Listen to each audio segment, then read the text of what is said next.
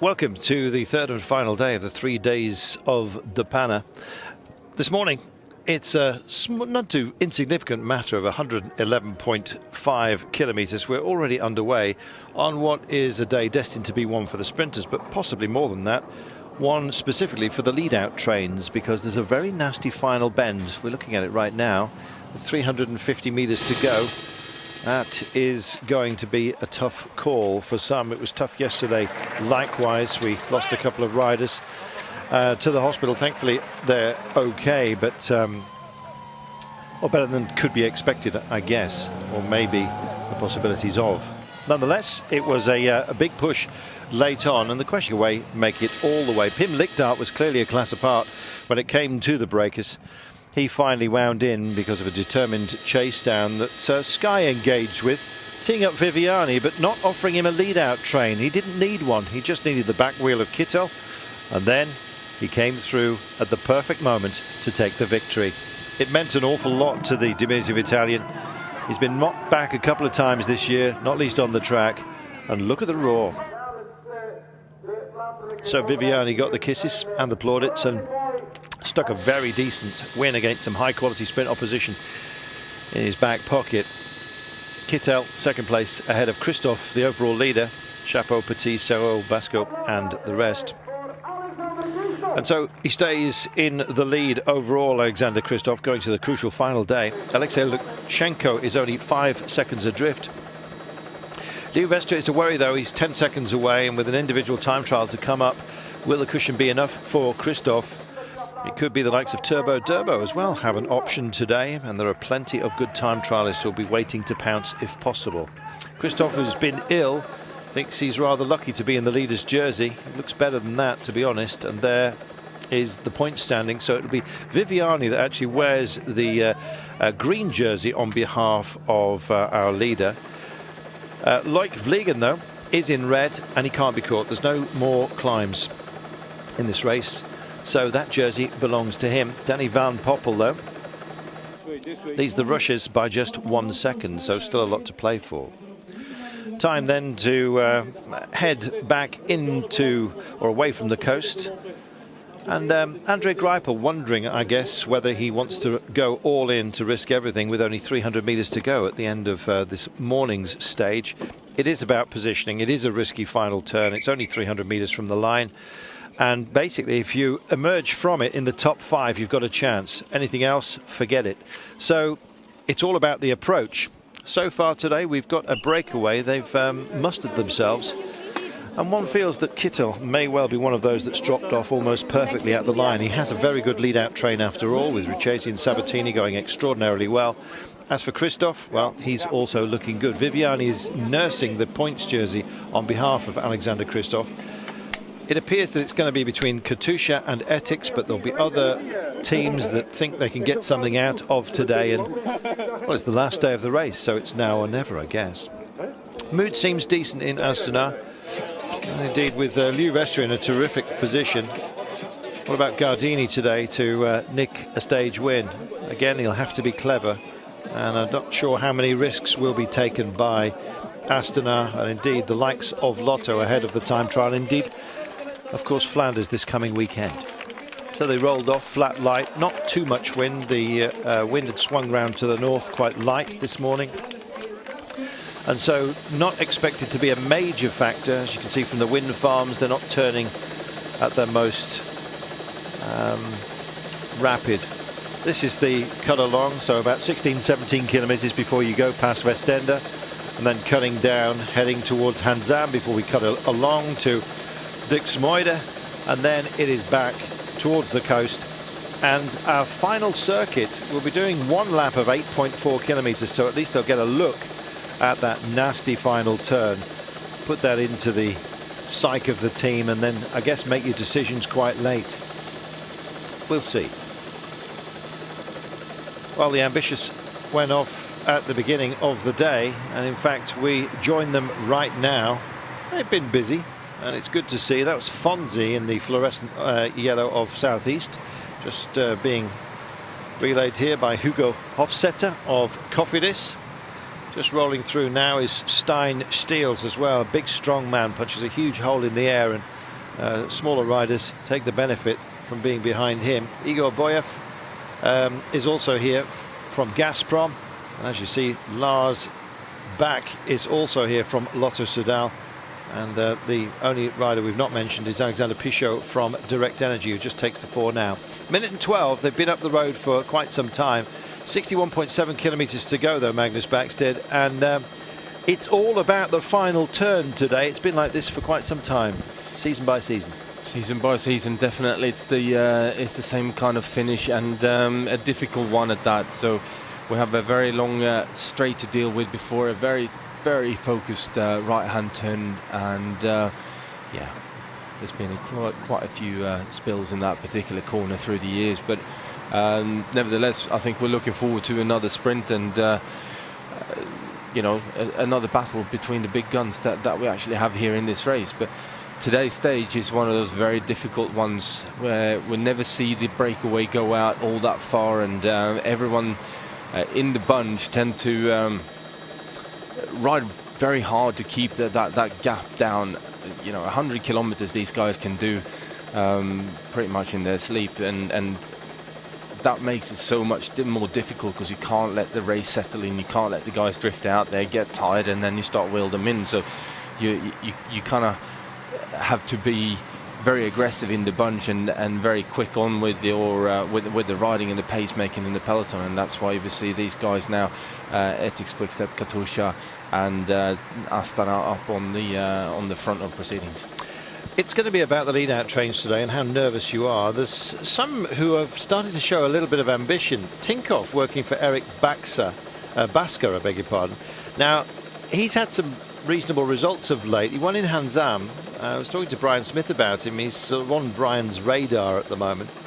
But yes, Basker is the chosen one, and he's got some pretty powerful riders around him, like Masash Bodnar, Pavel Brut, Michael Kolar, Yuri Sagan, who's going quickly as well. But it's about Basker here, Clive Trusov likewise. So don't be surprised if a rider who, let's face it, is not going to be the main player when it comes to Flanders and the rest, if they really go all in for him and drop him off nicely. So it's about the approach, and it's a pretty handy and experienced team that Tinkoff have got.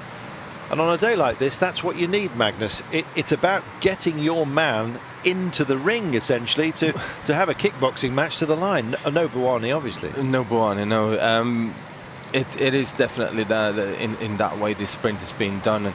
And the interesting thing is that because this stage is so short, you get into the final, and everyone has got a serious amount of power left in their legs. So when you're looking at doing the lead out, you need to take that into account, and in terms of when you start the lead out, and also how hard you go with the opening turns to take control of the field effectively, and then just hope that you can drop your man off. Pretty much you're going to have to drop him before the corner, because it's if you're coming out of that corner in further back than like fourth or fifth wheel, then you haven't got a shot for the stage win. Just a confirmation then as to who is here. I did mention Fonzie. Yay! It's a long time ago.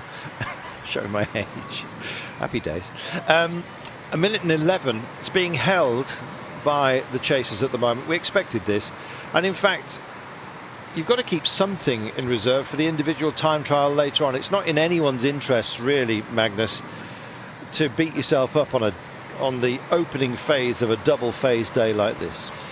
No, it's a tricky combination to be aggressive enough to be part of the morning stage, and not let yourself get caught in any funny positions, and should there be any crosswind or any splits in the bunch like that. But at the same time, obviously you want to try and save as much energy as you possibly can to for the time trial in the afternoon, because that is a short and very, very hard, violent effort, very difficult circuit as well to ride fast on. So there's going to be a lot of guys having this afternoon in their heads already now.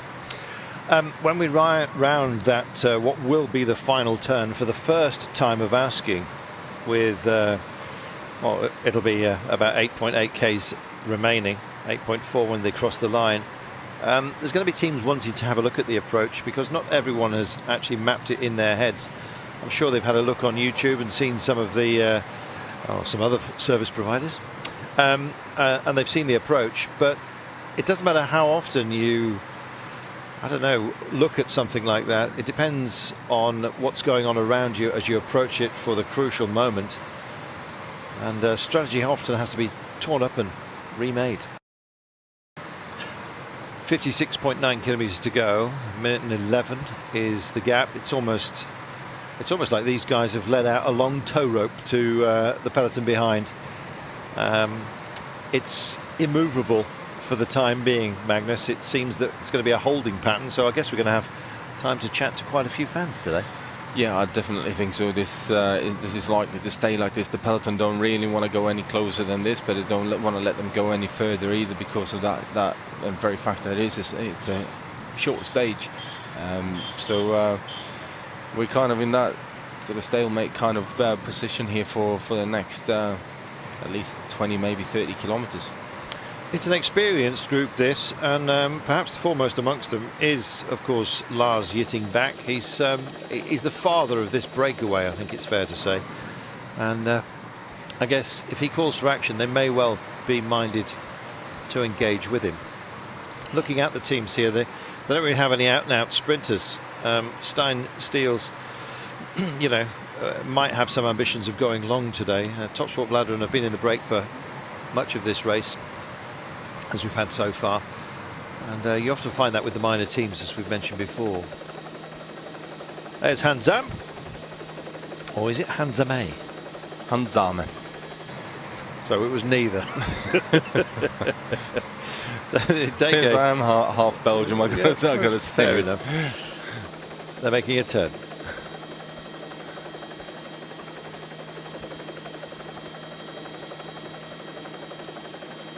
Well, passing the Neuerkerk, haven't seen the Ouderkerk, but anyway, of Hansame. And then you make a big turn. It's a flattish road, slightly more technical. So by that they mean broken, muddy, and a bit grisly.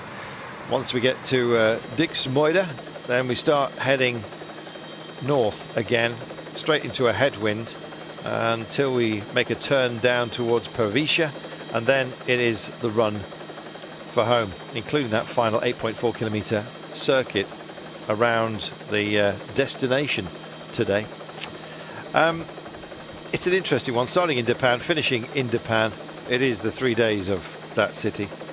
It's a great race. They've marshalled it very well over the last few years, and of course in difficult times, which we have in Belgium security wise, as I'm sure you are aware.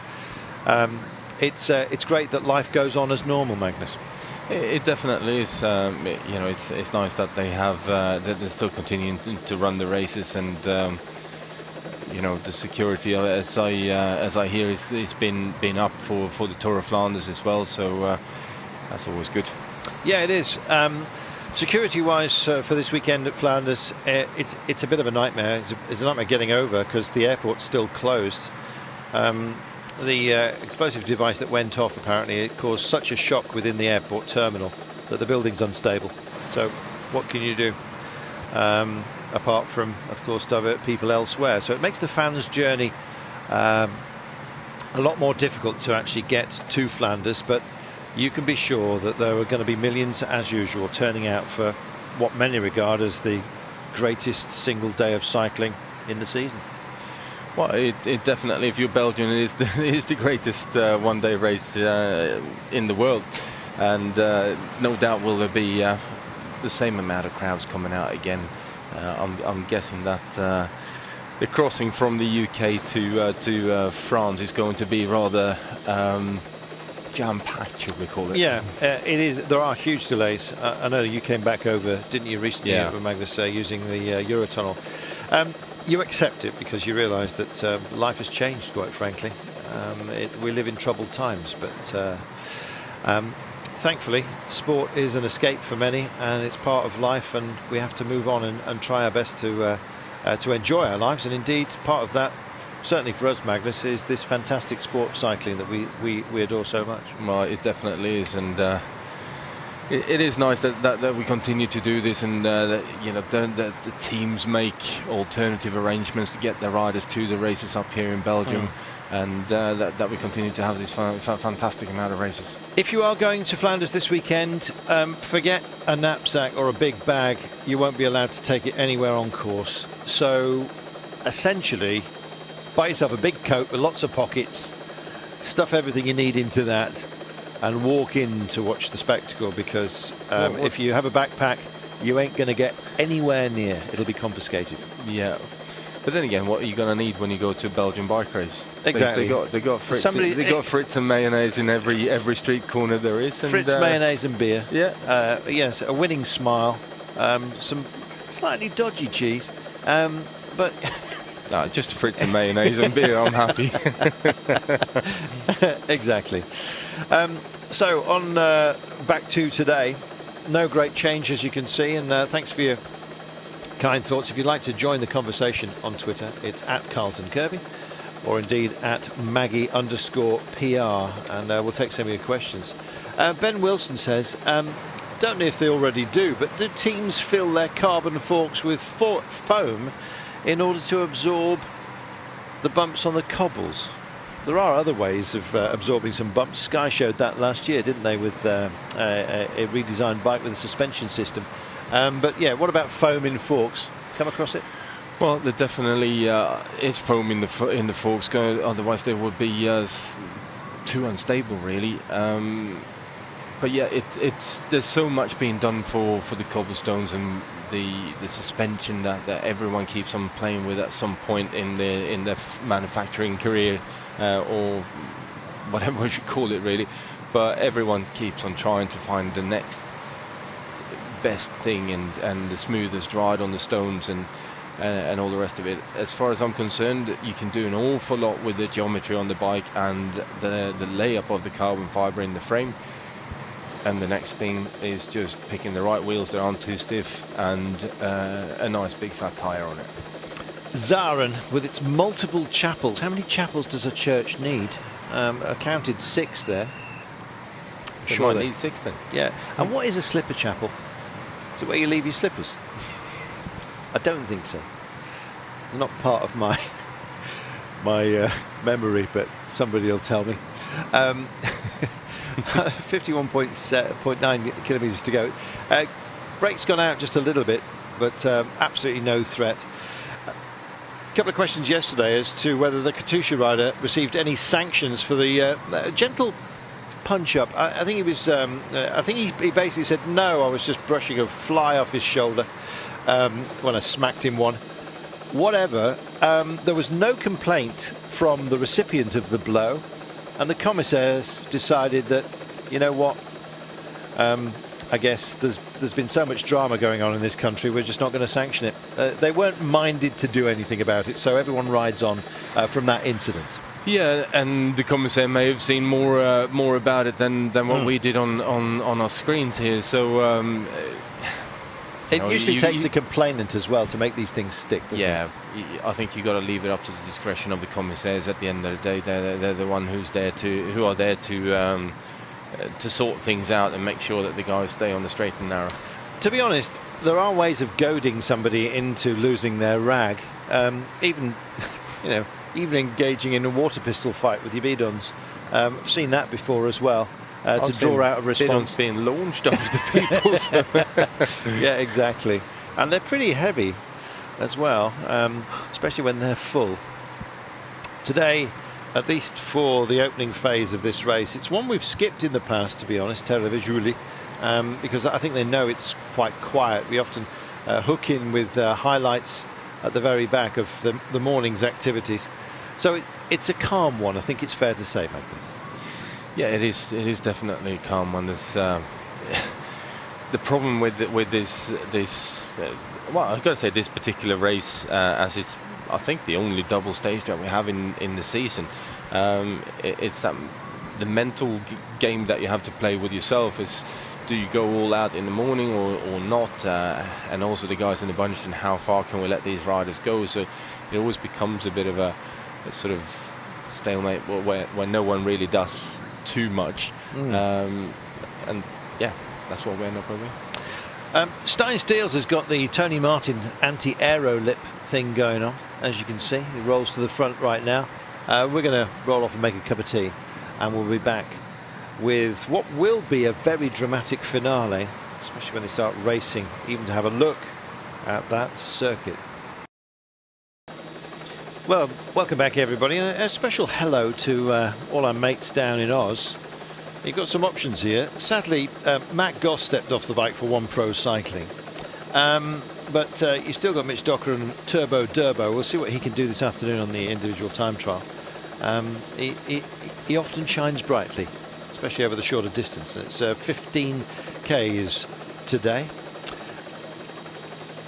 Just looking through our breakaway, we'll be going through them in a few moments' time for you, but really it's the star turns of the lead outs that are going to be our main focus. And to be honest, within the pack, looks reasonably relaxed. Now yesterday, Bora Argonne really did bury themselves, and it's for Phil Bauhaus here of the Minimalist Furniture.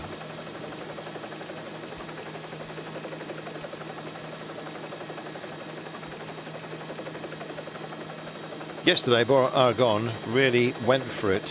Phil Bauhaus, very modernist, was their chosen man, and the lead-out train is absolutely stellar. There's no Sam Bennett here, but these guys were assembled for such a man. So Shane Archibald, the Kiwi, Jan Barter of the Czech Republic, these are no slouches. Zach Dempster, our friend from Oz. We've got Maska from Germany, Postel Berger, who was in a break earlier on, Schillinger, Scott Thwaites as well, who's a real hard man. So don't be surprised if Bora Argonne, if they string it together today, and they will have the bravery, they'll have the mojo. So it may well be that you get a team like them just starting to punch some massive holes in everybody else's lead-out train. It could be get a bit nervy. If it does, Greipel won't like it. To my mind, Andre Greipel is not one of the favourites today, despite him being a super quick guy. He doesn't like it when it gets a bit too risky. He's had some really horrible accidents of late, and he's sort of lost that commando mood, should we put it that way? When it gets to final curves, it's too much at stake, especially with Flanders on the rise, and he's been injured and he's been ill again this year. So I think he'll put something insurance-wise, I think he'll hold something back, Magnus. So it might well be that Baska for Tinkoff and Bauhaus for Bora, or maybe some unusual guys getting in the mix in that race for that final curve today.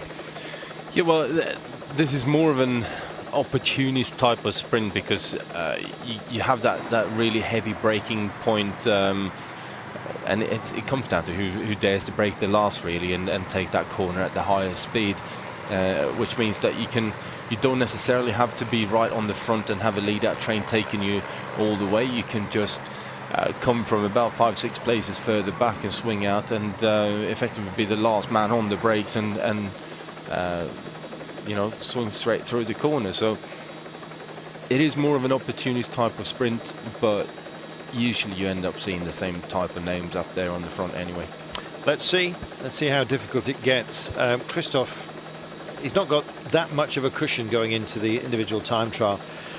It's got an uphill task written all over it, I think, to be honest, for him to take the title. But he is our leader at the moment, and Katusha not that too far off the front, as you can see. They've been doing a lot of work, and in fact Christoph himself is just a little bit further back, just keeping out of the wind. You never know, he might wrestle for it, but then again, as we've said, he's also thinking about other classics which are to come. It's a great prep race, this. Let's go to our breakaway then, looking at them right now. Lars Yitting back, former teammate of yours, Magnus, and I remember watching him into Sestri Levante. Did an amazing job on the Giro in 2012, and that was a win from a breakaway. So he's comfortable in this scenario, I think it's fair to say. But you worked closely with him, and he's a nice guy, isn't he? He's a top man, a really, really nice guy to work with and to deal with as he comes up there in the red kit from Lotto Soudal. But no, what a super guy, quality bike rider. loves being out in the breakaways, but also does an awful lot of hard work for his teammates. And Lars used to lead me out back in the day in 2003 when we were riding for Facta in the Giro d'Italia, and successfully doing so, and setting me up for the Inter-Giro competition. Also in red here, you can see Covidis just coming off the front of this breakaway group just for the time being. Is Hugo Hofstetter. He's only 22 now. He went well in the Paris-Roubaix Espoirs last year, finishing 3rd place. Now that's no mean feat. No, definitely not. The Espoir Roubaix is very hardly fought, and tends to be some solid bike riders winning that one through the years. So you got to take your hat off to the man if you can cope with that amount of cobblestones. Yeah. You got a certain amount of power in your legs. There's no doubt about it. So well done to him for that. Dix Moida coming through here, and this will be where we make our big right-hand turn and start heading back to the coast. Likewise, just dwelling for a moment on Hofstetter. He got a top 10 in the Loire Atlantique, so he loves a bit of grizzly weather, does our man from Cofidis, who's in the breakaway. I guess that's essential on a day like this. It's about 8 Celsius, by the way, which, I don't know, you think, well, not too bad, but believe me, if you were to put your air conditioning at 8 Celsius in your car, in fact, I don't even think it goes down that low for health reasons. I think the minimum you can have in a vehicle is 14 Celsius. So yeah, it's very cold. You'd end up with frost in your beard, Carlton. Yeah, you would. Yeah, well, if only I could grow a beard. I'm a bit of a Fu Manchu beard man myself. It doesn't really work for me. Have you ever gone for a full set? Are you a beardy man? No, I'm not really. There we are. It seems to be de rigueur these days, although fewer beards this year appearing in the peloton. There are, of course, the stalwarts like Jeffrey Soupé, Geske, but face fungus seems to have gone as a fashion. Well, it started in the beginning of the year. There was an awful lot of them, and now they all seem to have started to shave them all off. But yeah, I think there was Wednesday, wasn't there, for charity or something, and everyone just carried on. It's the Movember tends tends to really do. Movember being the moustache. Yeah, exactly. And what a great thing to try and raise money for cancer charity. Well, here is our what I've erroneously called in the past a water tower, but it's very much a monument and a viewing platform in this part of the world. Yeah. Yes, you can see this. It means iron, by the way. Iron, the Iron Tower. Yeah. There we are. Yeah, it reminds me of a shot tower. You don't know what a shot tower is? I'll tell you one day. Yeah, please do. But yes, it's a memorial to, as well, of course, to the dead from the Great War, many of whom, of course, still sleep in these fields. 42 kilometres to go as we head down past one of the drainage dikes, or not dikes, but canals here, and never looks tempting enough to jump in. It's all terribly muddy, and you don't want to take a mouthful of that because it's got rather a lot of manure in it. Yeah, it's not the best of water to go swimming in, that's for sure. But stay on the surface. Nice day out on the boat, though. Yeah, very much so. Yes, I'm not sure what I think about boating really. They always seem like owning a boat is a bit like having an elderly relative. You sort of feel duty bound to go and visit. And then when you get there, you find out it's not that much fun. Hey, look, your relatives are probably different to mine. 41.2 kilometres to go. We're going everywhere today, including off-piste. But not a great deal is happening. Mark Isaacs down under says, don't worry about shouting out too much for the Aussies. I'm just absolutely stoked, he says, because he's still down with the kids, is our Mark. He's stoked to have live racing prime time down under. Well, it was an early start for us, but I see what you mean, Mark, and you're very, very welcome. Minute 14. I've been saying that for such a long time, Magnus. It's 74 seconds, you know. That's the gap. Magnus is going to be giving us his Stompot recipe fairly soon, so get a pencil and paper ready for that. Are you? I don't know. Do you want me to? Yeah. Shred some swede, lightly braise it, mix it with potato, add some mustard and maybe a bit of cabbage. Job done. It's the Doden gang, and as you can see, the preserved trenches from the Great War. It's never really a joy to see such things, to be honest. It's a reminder of a great scar that runs through the heart of this nation.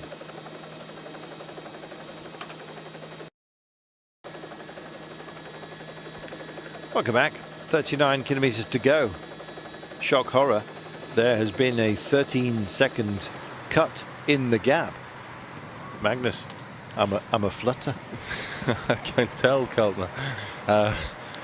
No, 38k to go. I think you know, the pace has just been driven up in the bunch by the fact that we're getting onto some narrow roads and people are shuffling for positions more than anything else. As a few moments ago, we saw a perfect example of hazel coppicing, where they force the rootstock to produce long, willowy pieces of hazel. It's basketry. We like that.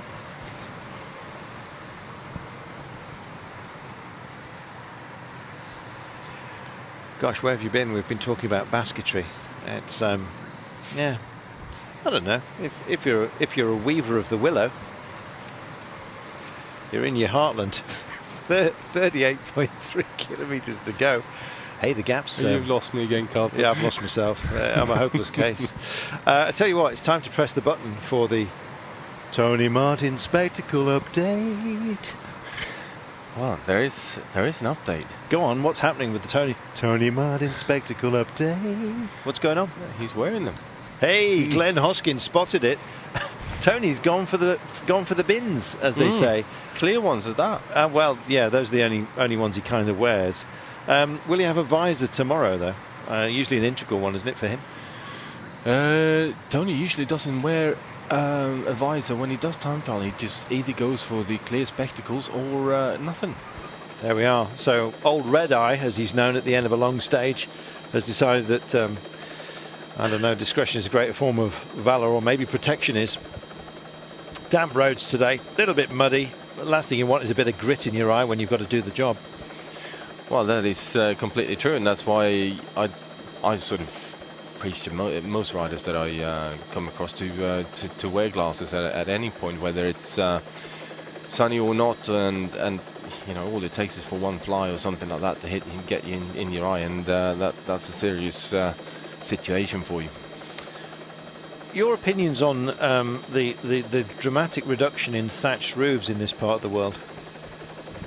In what? The dramatic reduction in thatched roofs. You see the reed beds here? That was your roofing material for so many years in this part of the world, and now it's at an end, and the craft is disappearing. It's tragic. Yeah, it is tragic. He's hopeless. I give you these subjects to pick up and run with, and you just ignore it. I'm sorry, Carlton, but I'll leave all that side of things to you. Yep, I'll just focus on these boys on two wheels and a couple of pairs of pedals as well. Come on then. What about Alexander Pichot? What's he got? He's from Direct Energy. He's just coming to the front right now. Checking over his shoulder is our Dayglow man, Fonzie, as well. Happy days for him. So tell me about these guys. Well, Pichot had a really good year, a couple of years actually. He was 11th in Tour of Flanders in 2009, and in 2012 he had a good couple of outings in E3 Harelbeke, where he was 8th and also 5th in Dwars door Vlaanderen. So that is good. He certainly knows his way around these roads up in Belgium. And what about Fonzie? Fonzie has not really done an awful lot so far in his professional career. Ever since leaving Happy Days, taking up the bike. Yeah, exactly. Yeah, ditched the leather jacket and went for Lycra. Stan Stales is also up here, and he's a handy boy to have around. 26 years of age, and punches above his weight. He won the Dwars door. There's lots of Dwars doors, by the way. Dwars? Yeah, of Lammers, Ardenen, So that was the three. Dwars door de Vlaamse Ardennen. Yeah, Yeah. which wasn't bad last year, and in fact this year he's won the Grand Prix de la Vieille de la Lilliers Souvenir Bruno Comini. Yes, he did. He certainly did. Scott Davis, by the way, was in that race from Team Wiggins, finished in 6th place. So obviously a handy test, and the 26-year-old is here as well. That Bruno Comini, by the way, is a proper race. You'll excuse our mirth, but it really is. And he went for it on the Lillier to Lillier, 185 kilometres, and it was a day with some pretty sterling opposition in it. Thanks for your thoughts on Twitter, most of which are Paul Roberts says, Thatch roofs, are you okay, Mr. Kirby? Magnus is a bit worried, but it's only because of a bit is an understatement, and I think here the hard road is describing me as totally psychedelic today. Yes, we're on the fever. We've got the fever. We're waiting for Flanders, basically, and so are many of these guys, Magnus.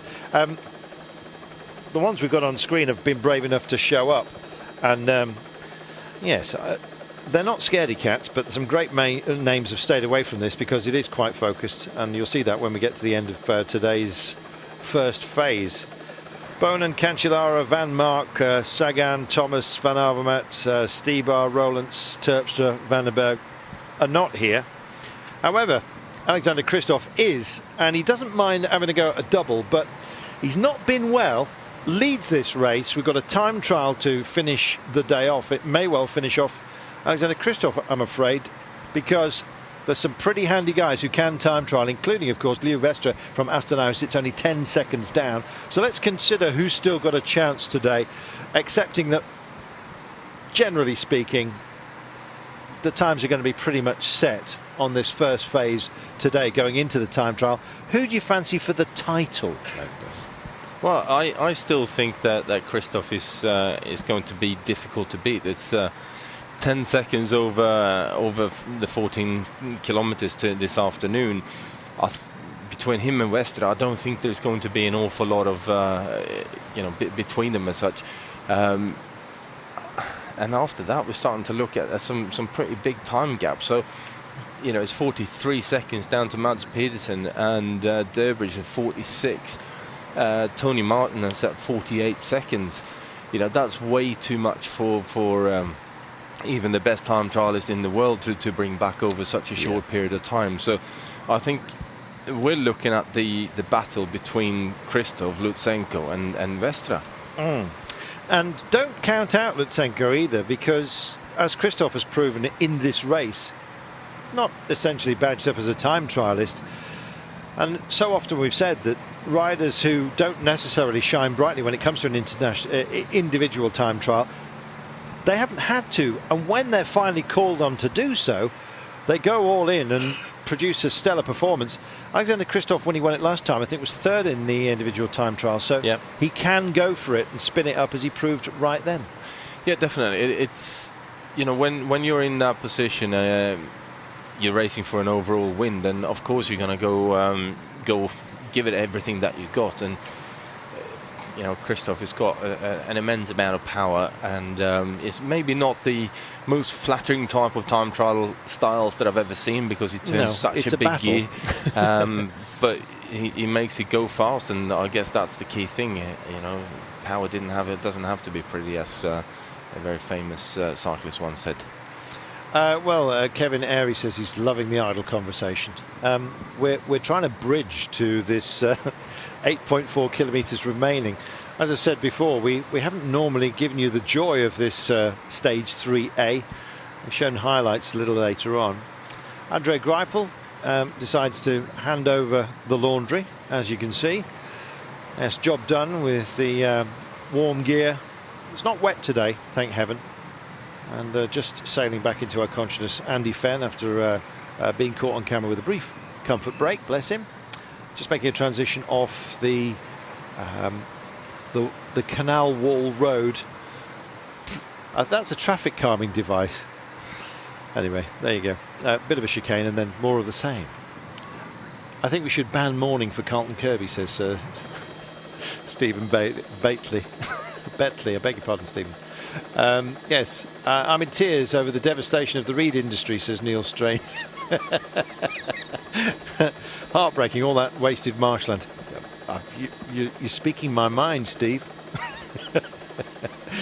By the way, if you see a roof with a sort of a kick out at the end, if it starts to fan at the end, so flare, it means that it was actually built for thatch.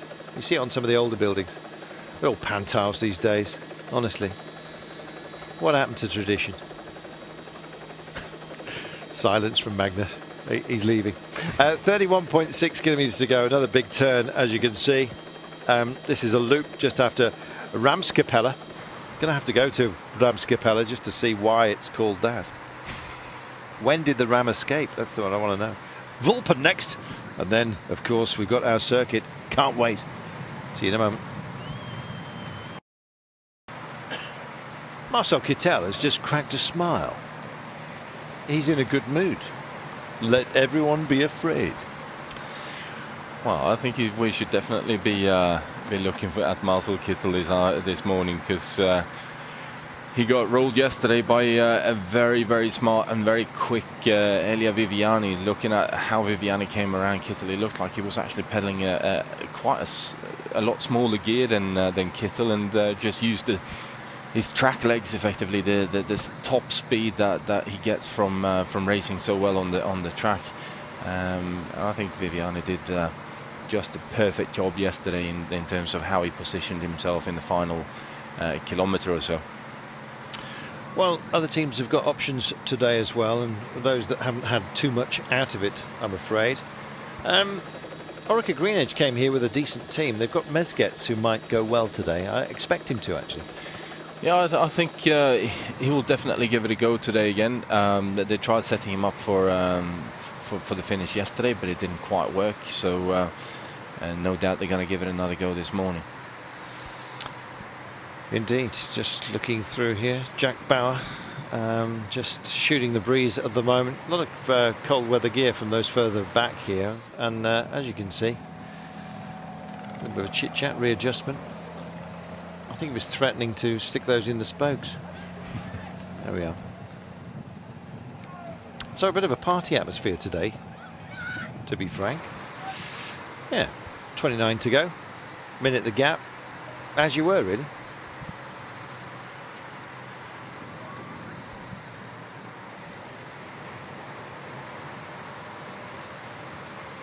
Virtually no breeze today, as you can see. Senchal just handing over some of his cold weather gear. No rain today, and that's a blessing. We've just been considering whether Marcel Kittel will feel aggrieved enough after yesterday to go for it. He had a very quiet season last year. Well, it was noisy in terms of the press, I guess, but just never really managed to get physically where he needed to be, and I say mentally as well. But then again, when you're off form, or at least out of winning ways, mentally is always an issue. But anyway, Marcel looks really happy. He's got a great train around him, and Ritresi and Sabatini have been working so hard. Didn't work yesterday because of the cleverness of Viviani. When Viviani crossed the line yesterday, Magnus, he nearly managed to get a reading on the Richter scale. It was tectonic. He really needed that win, and he got it. Yeah, he definitely needed that win, and this is a race that he's been targeting as well this year. So to be able to pull off a stage win was great for Viviani, and I think we'd be silly not to count Viviani in for today's stage as well, because with this really sharp corner, only a couple of 100 meters before the line, I think it's definitely Viviani kind of sprint. Well, it's a hearty food day today. When you go to the frit truck, and it's obviously not just fries that you go for, what's your sausage of choice? Have you ever tried a Mexicanos? I don't actually go for the sausages in there. What? No. Belgian frites should be Belgian frites and mayo. Oh, honestly, you need a bit of protein in there. Mexicanos, by the way, my favourite. It's spicy, what the Scots would call lawn sausage. So it looks like it's been run over. It's flat. And they usually cut it into strips. And it's absolutely gorgeous, especially with a bit of paprika mayonnaise, which is one of the variants of mayonnaise. Are you a pure mayonnaise man? I'm a pure mayonnaise man. Oh gosh, tradition, honestly. You've got to get down with the kids with your Mexicanos and the rest of it. Anyway, we try our best. A couple of you writing in and saying that absolutely love cycling in Belgium. We're roundly cheered when we pass by the locals, says Simon Bates. As if we were in the race. They're cycling mad in Belgium. They certainly are. And this weekend, it's the national race, for goodness sake, the Tour of Flanders. They're not going to let anything spoil it, are they? No, definitely not. And what a battle we're going to have on our hands as well with Sagan, Cancellara, maybe even Bonen, who knows. Christoph definitely, I think, is going to be in there. And I have a sneaky suspicion that we're going to see a couple of the boys from the team that you're seeing on your screen here now. BMC, I think so too. Taylor Phinney, you know, for all his injuries, he hasn't shied away from combat, and I always fancy him to do rather well at some point on one of these cobble classics, because he's a fantastic bike handler. His accident, by the way, was not his fault. He was struck by a motorcycle, so I think we've said enough on motorcycles at this pace anyway. They're not making a nuisance of themselves, which is good. Yeah, BMC have sent here a terrific time trialling team as well, haven't they? They certainly have done. Although, are they going to be going all that well? Are they going to go full out? It all comes down to how they're sitting on the general classification, and also what they've, where they're at physically for the Tour of Flanders. So yeah, I think it's going to be interesting. But I think one of my outside bets for Tour of Flanders this weekend is going to be Greg van Avermaet. GVA, well, giving it the old GBH. Why is that an outside bet?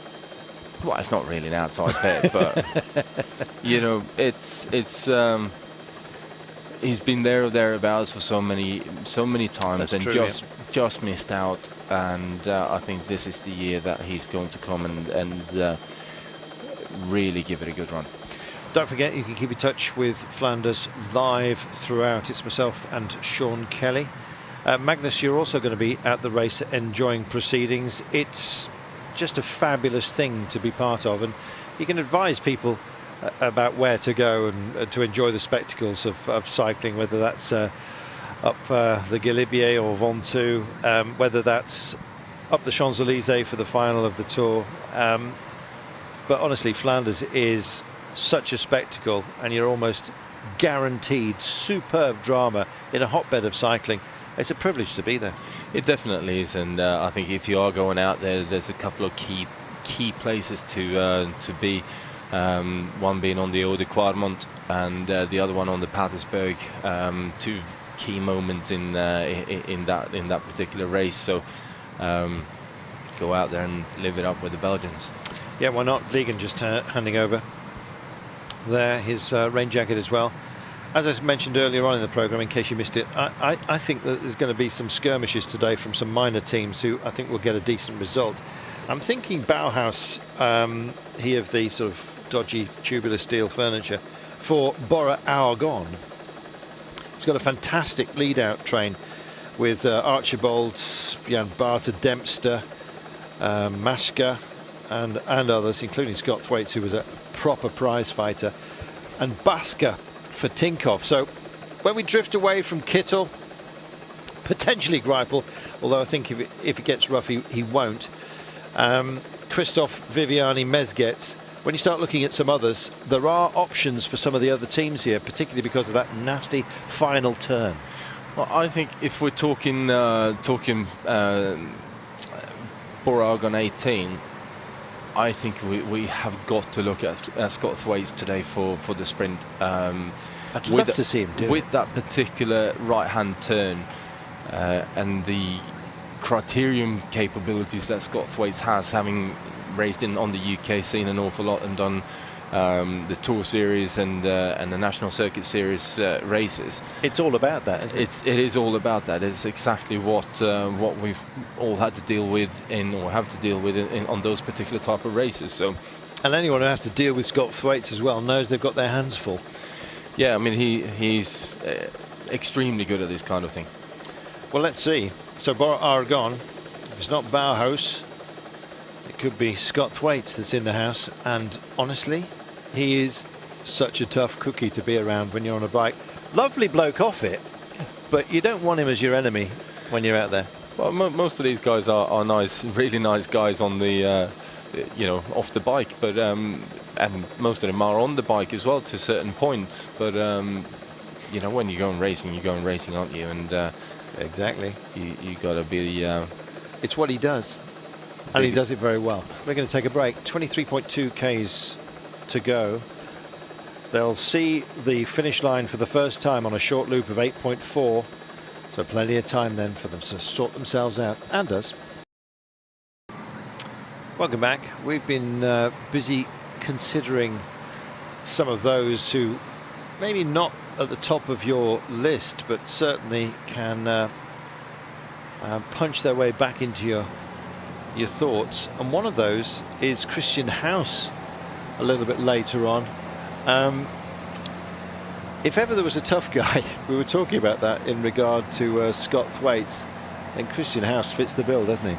Yeah, he definitely does, and a very intelligent bike rider, but he's also, like I said yesterday, one of the most all-round riders that I've come across for some time. Obviously he's taken a big step up here now into this particular type of races compared to where he has been over the last number of years. But I still got to say that he's very capable of picking out a sprint like this and getting into the right mix of things. Very capable criterium rider as well. So a bit like Scott Thwaites, he knows how to handle himself through the corners. Those of you in New Zealand probably remember him from stage 3 of the New Zealand Cycle Classic, which he took ahead of Ryan Thomas and Sam Crome. Very handy in a situation like we've got today.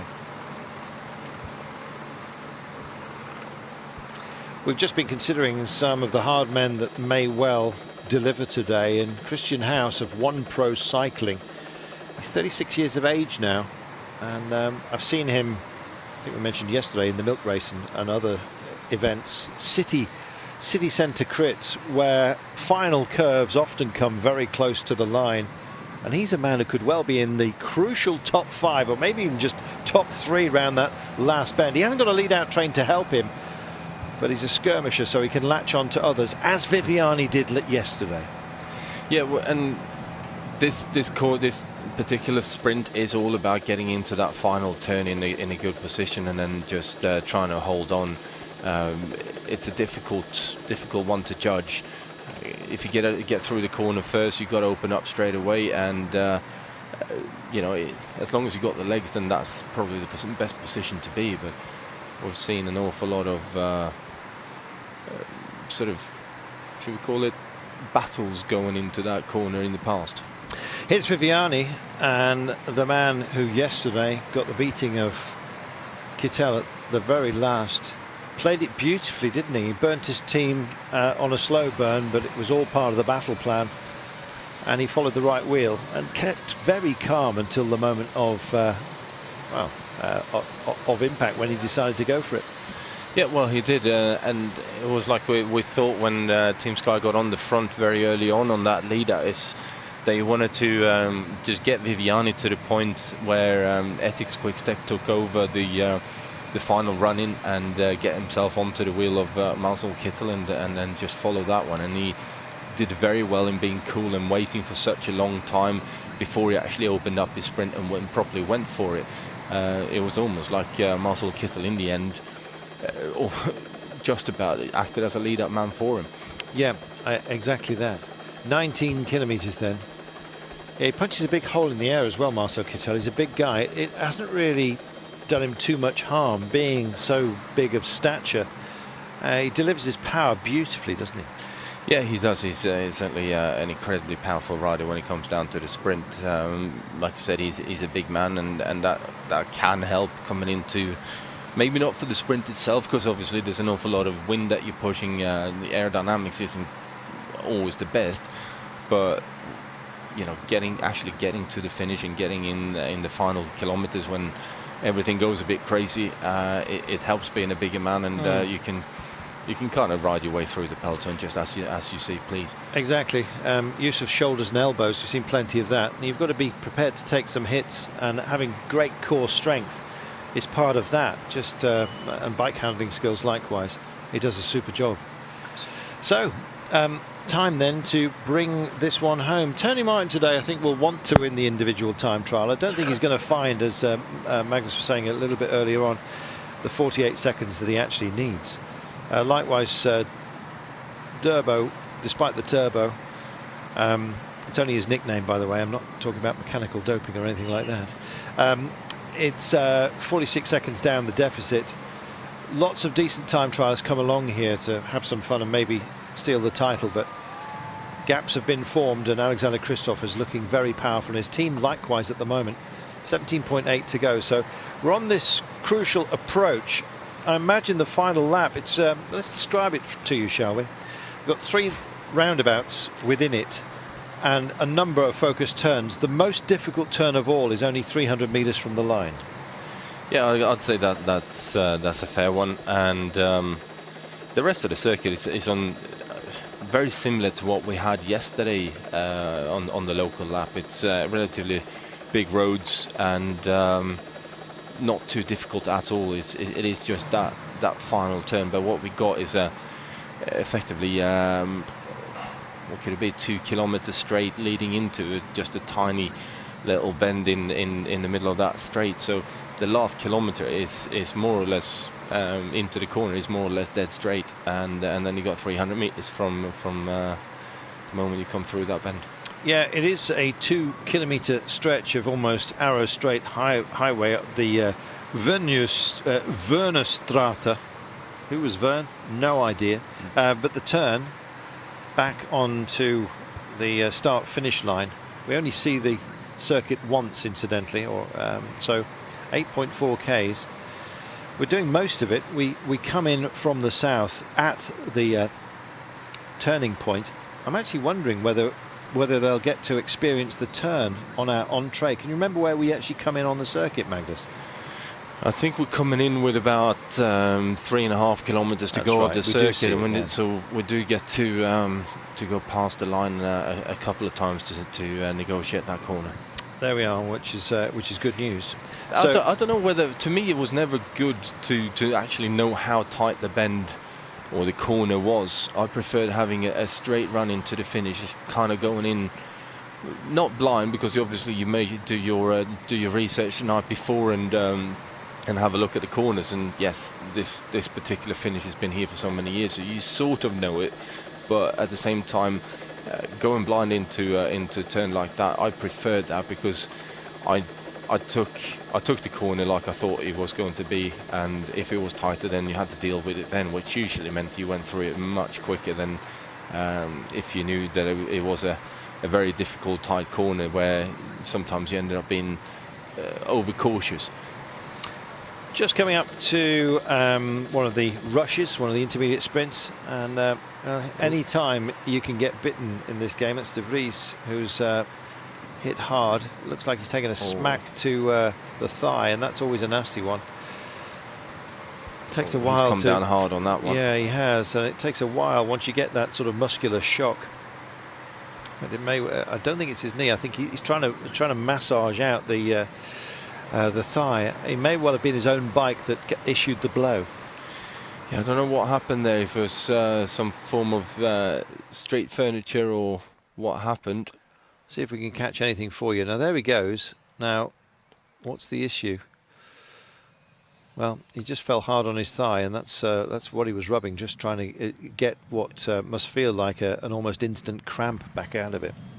Yeah, that he went down quite hard on his side. He basically got caught on the back wheel of the rider in front of him, and there you go. 14.9 kilometres. 26 seconds now. They've had enough of this breakaway. They'll take the sprint, but not much more.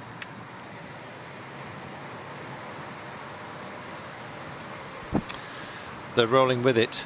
They've done this for much of the day, and it's suited everyone, Magnus, to have this breakaway where it's been.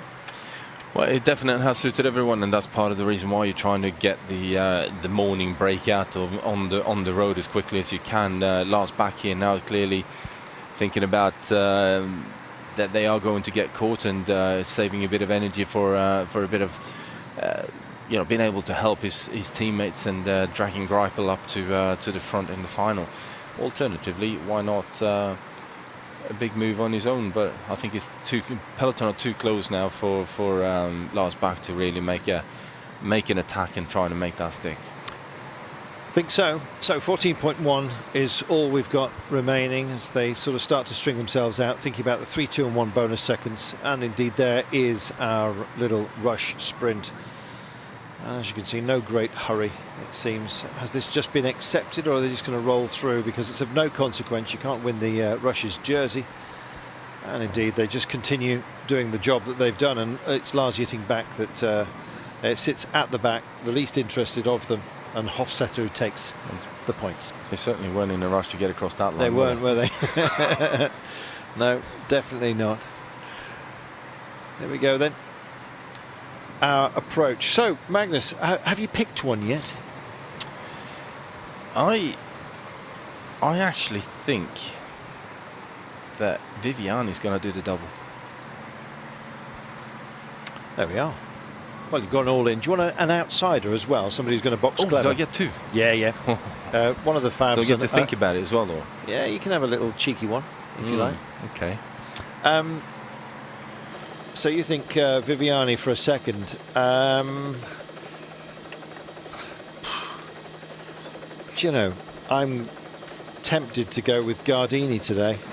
Just as I know he's an outsider, especially in this elevated company, but it's been short enough today for him to have a go. And he's clever as well, and I think he'll be motivated. And Astana as well. I think they'll do a job for Gardini. It's of no consequence for the overall.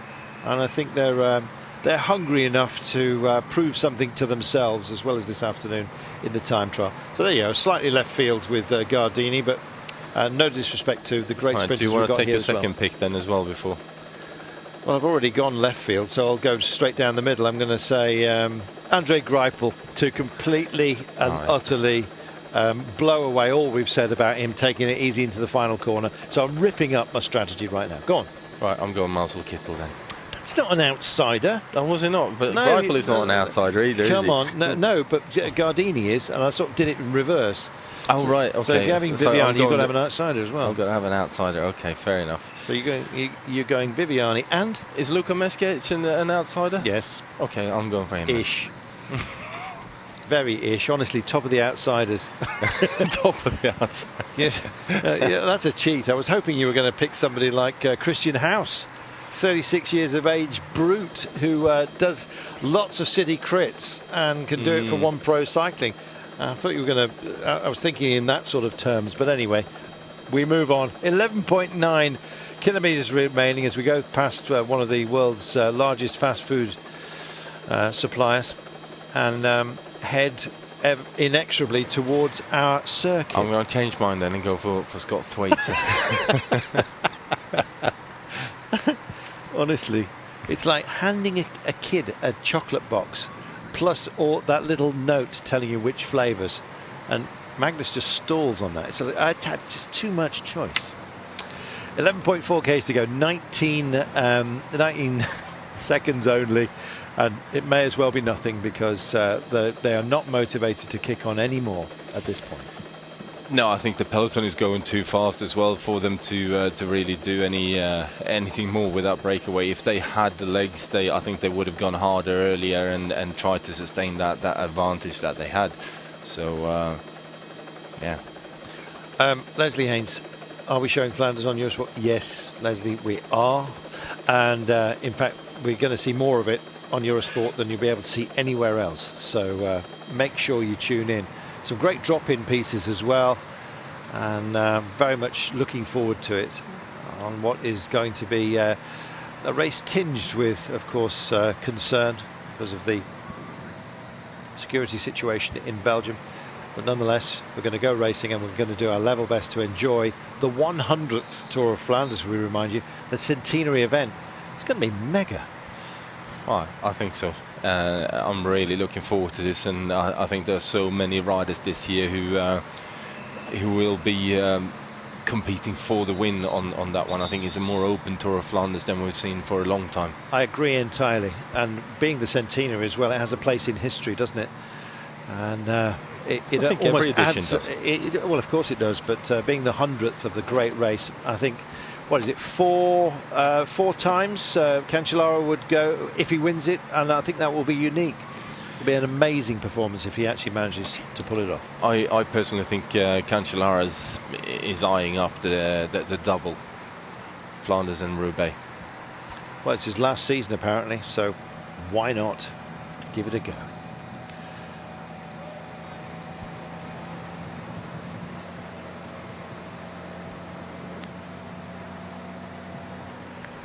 We're nearly there.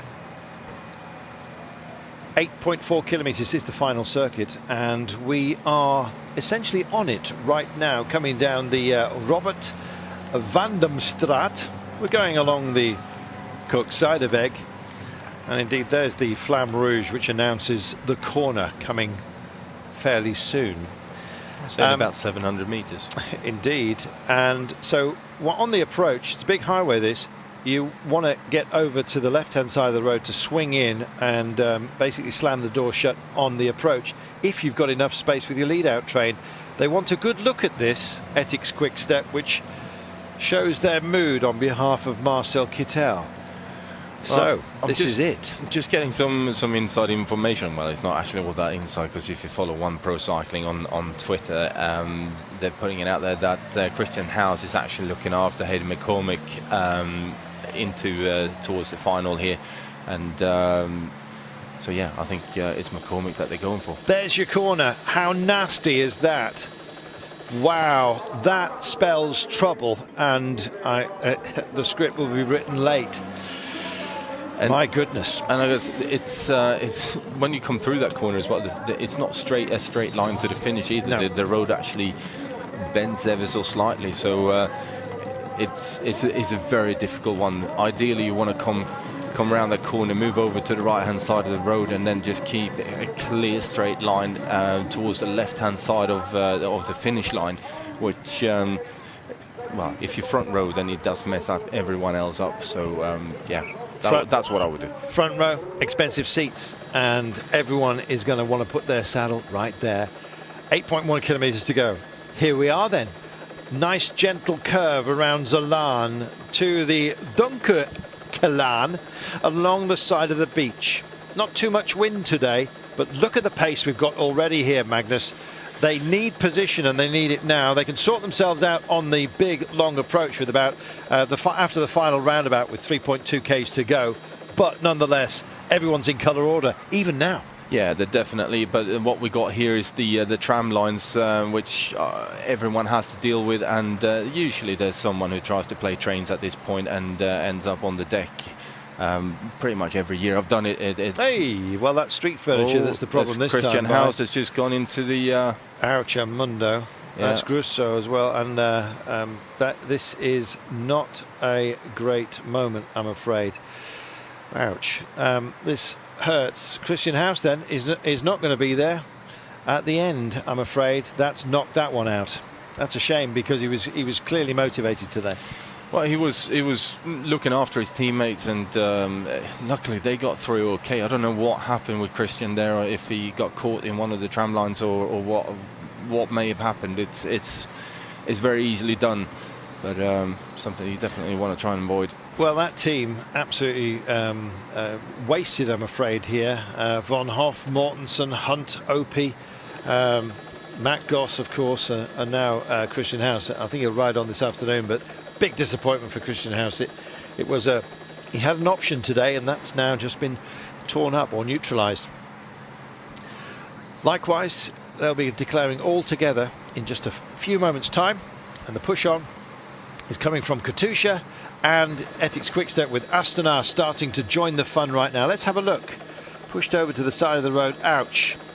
Well, Ooh, street furniture, and it looks unguarded as well. There's a couple of bollards there that have no pennant man, and that's a bit nasty, I'm afraid. I think Christian Haas was lucky there not to hurt himself any more than he did. That could have gone very, very badly.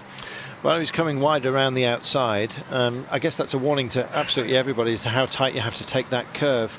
Well, we said it was a nasty one, and with those open bollards, really they should have been shaved off. To be honest, it was naughty. Well, someone needed to warn about that one, and potentially put some barriers to sort of bring the riders in a bit. Even a cordon with a whistle man and a pennant man. That's what we would have liked. Let's have a look at it. Here's the spit over to the other side of the road. Well, naturally, as you come through here, there we are. That's unguarded. That's not good. That's not good and unusual. Well, to be frank, and he wasn't alone on that one either. No, there was a large amount of riders that went that wide around the corner and didn't expect anything to be standing there. 5.8 kilometres to go. Pace is up. Here goes Cofidis. Roundup or roundabouts that we have. They'll take a gentle pull away from the railway line in a few moments' time. The road, as you can see, just snakes a little bit before a gentle right-hander. And then it's a very focused right-hander on the first roundabout. You take a quarter of it, so in at 6 o'clock, out at 3, if that makes sense.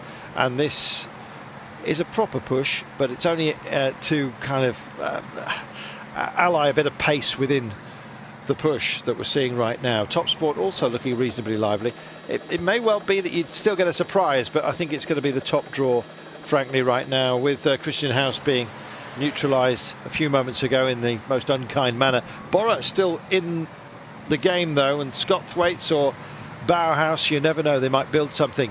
5.1 kilometres remaining. That's De Vries getting back in after his tumble.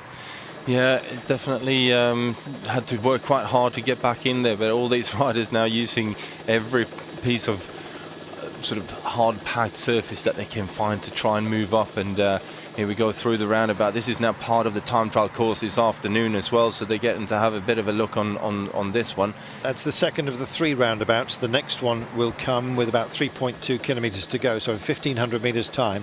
That will be another quarter turn through the roundabout. They took the first two, who were just watching some of the riders get back in. The first of 3, and it's coming up the last roundabout, and then it is that arrow straight line. This is a clever move, you know. That was a clever move as well, going straight through on the bike path there instead of just straightening out that roundabout, meaning that you didn't have to turn an awful lot, and carried all the speed. Did indeed.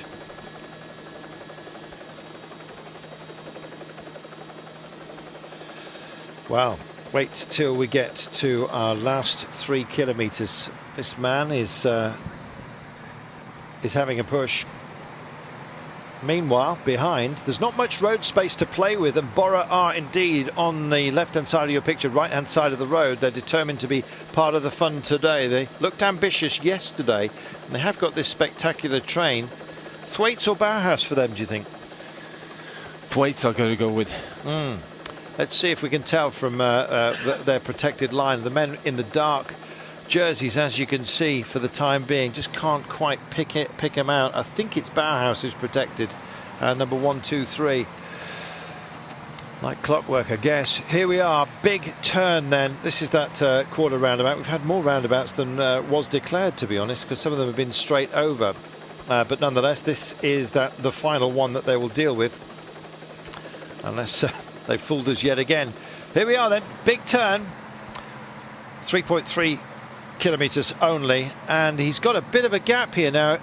He could take advantage if they start looking at each other. Somebody's going to be tempted into action, but how far out before they start engaging? And here come Lotto Soudal. Andre Greipel's men are assembling themselves, so clearly he feels that if there's enough space out there, then why not go for it? Greipel will play the game today.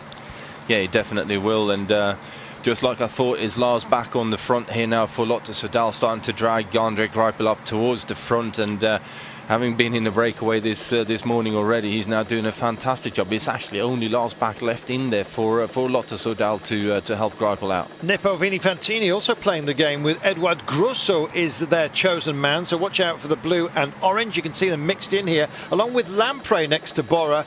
The pink and blue of Lampre, that's for Marco Kump, who's been going well in the absence of, well, he's got Ferrari to lead him out, so that will be handy. Modolo, of course, not taking part yesterday. 2.4 kilometres to go, time running out. There's this little jink in the road. It straightens out to almost a dead flat run of 2Ks right now.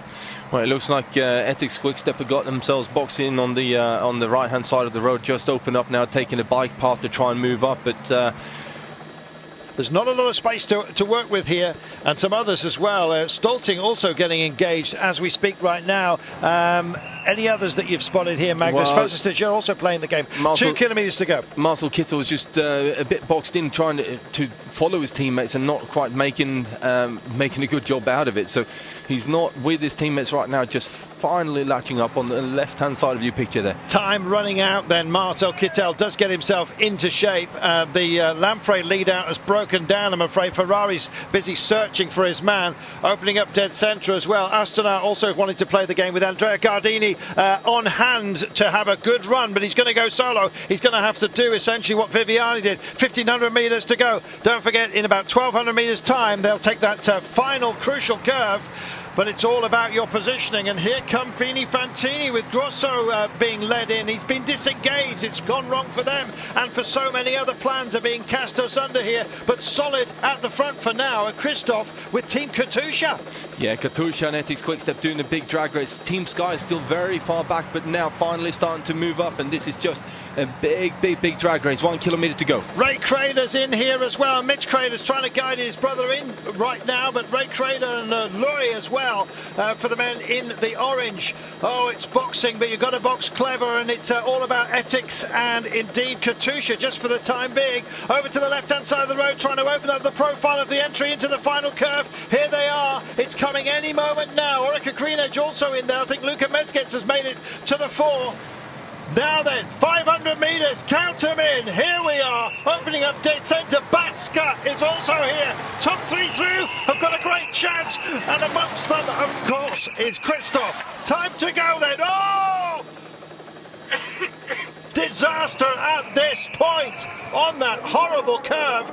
Well, here's Kittel. He's still very much involved. It looks like it's going to be Kittel versus Christoph. Christoph goes for it right now. Bora also trying to light it up. Bora coming through as well. That Bauhaus, I think, is going to have a look at straight to make about it. Oh, and there goes Kittel. Says this one's mine, but that was unkind. It was nasty, and this day has taken a lot of prisoners on that final curve. Kittel made it count. Yeah, he did. His team did a great job to drag him up towards the front there, and managed to hold it up right through the corner. There's clearly a few riders going a bit too hot through that final turn and ended up having to be scraped off the barriers. Wow. Let's check it out. We said it was dangerous. We had a preview of the danger. It still wasn't enough. There were so many riders who knew about that final curve. And crashes, it does call them, I'm afraid, this corner, this finale. Let's just hope everyone gets away with this. Yeah, it didn't look like anyone was seriously hurt there. Everyone seems to get up. So I think it's more of a couple of bruised egos rather than anything else. Kittel gets the victory he was looking for, the one he was denied yesterday, and here's your aerial shot of that final curve. Let's see how far towards the front that crash actually was. Goodness me, it was a whole load. If you're on the right hand side, you got away with it.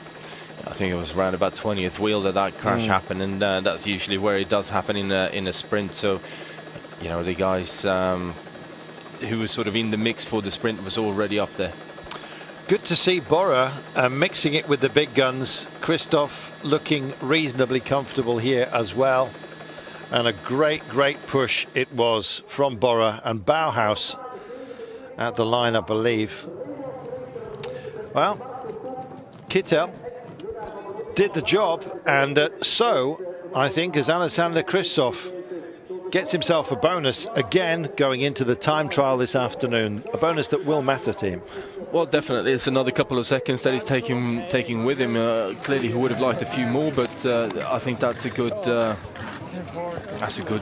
morning's work for Christoph, and certainly looking pretty good for this weekend.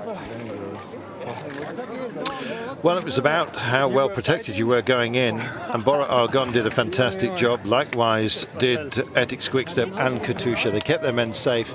You knew, or we predicted, that you had to be in the top 5 coming through that curve if you were going to make it, and Andre Greipel does not look happy. Well, I just want him to be fit. Go away, I'm fine, I've had enough. We'll leave Andre to his bruises, he'll be fine.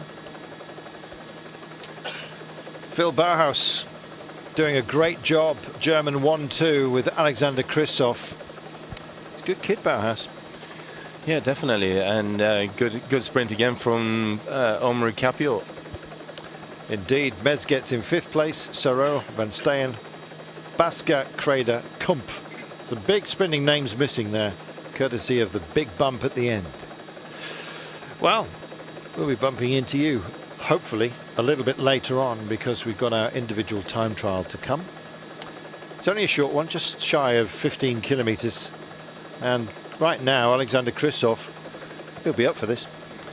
Yeah, I think he's starting the favourite for this 3 days of the Panne again. And, you know, if he can hold it together in the time trial, then, yeah, it should be good. Good work, Bora Argon, finishing 2nd today with Phil Bauhaus. Good work as well by Alexander Kristoff. Quickest man today, safest man, Marcel Kittel. Well, a complex finish, a long lead up to it, Magnus, but an enjoyable day nonetheless. Yeah, definitely. It's an interesting one, this morning stage, and how, you know, it's passive aggressive in terms of the racing. You sit there and wait for this big sprint, and I think there was quite a few teams that misjudged how fast you have to ride when everyone's got fresh legs to get into that final corner, and it looked like Sky kind of misjudged how fast this lead-out train was actually going this morning, and with that, you know, Viviani wasn't anywhere near the sprint. So, but he certainly wasn't the only one.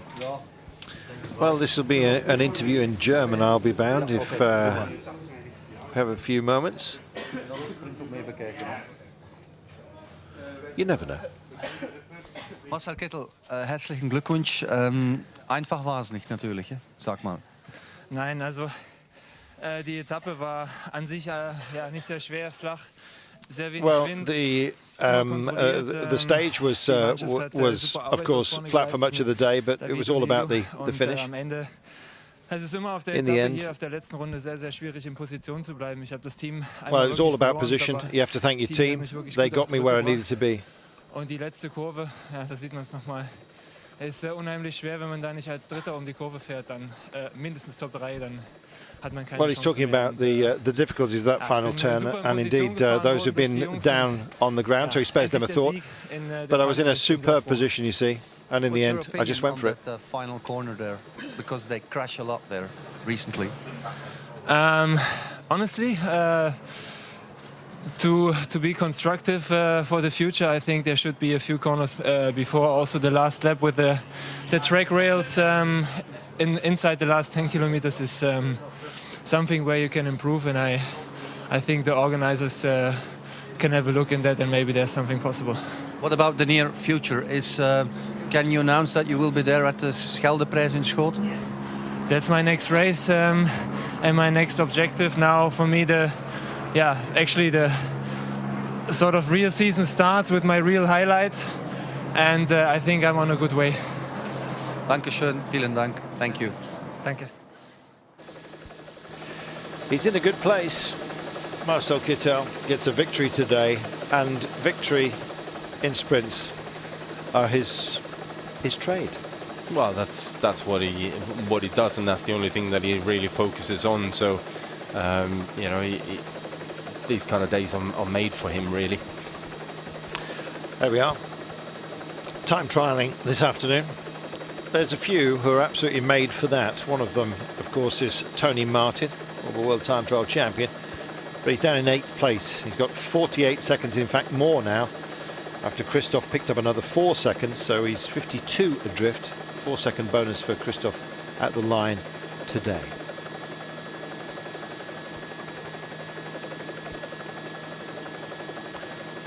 So we're looking forward to your company for the individual time trial that will finish this race off. And for you, Magnus, you're still sticking with Christoph for the title today. Yeah, I'm definitely staying with Christoph for the title. I think between Christoph and Westra, there isn't an awful lot in terms of their time trialing ability. So as long as they're both doing a, should we call it, a normal time trial, then I think Christoph will come out on top of this one. And he was definitely very keen for another couple of seconds, and it's not a bad sprint from a Christoph that's not 100%. So yeah, I think it will be an interesting time trial. I certainly do enjoy this particular time trial course as well. So very technical, but still with some big long straights to open up the power. So join us this afternoon for the individual time trial. It's going to be fascinating.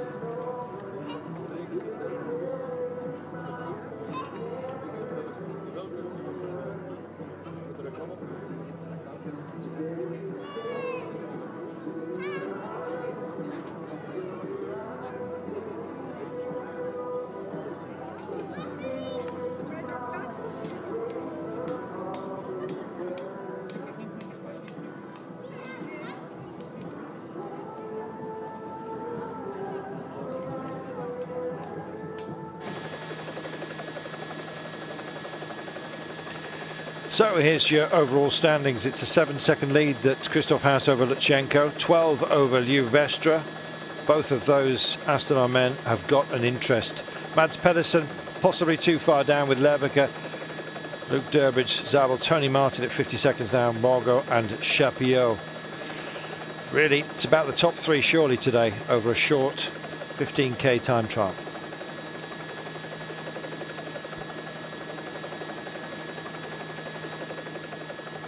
So let's just hope that the weather stays constant, whatever it happens.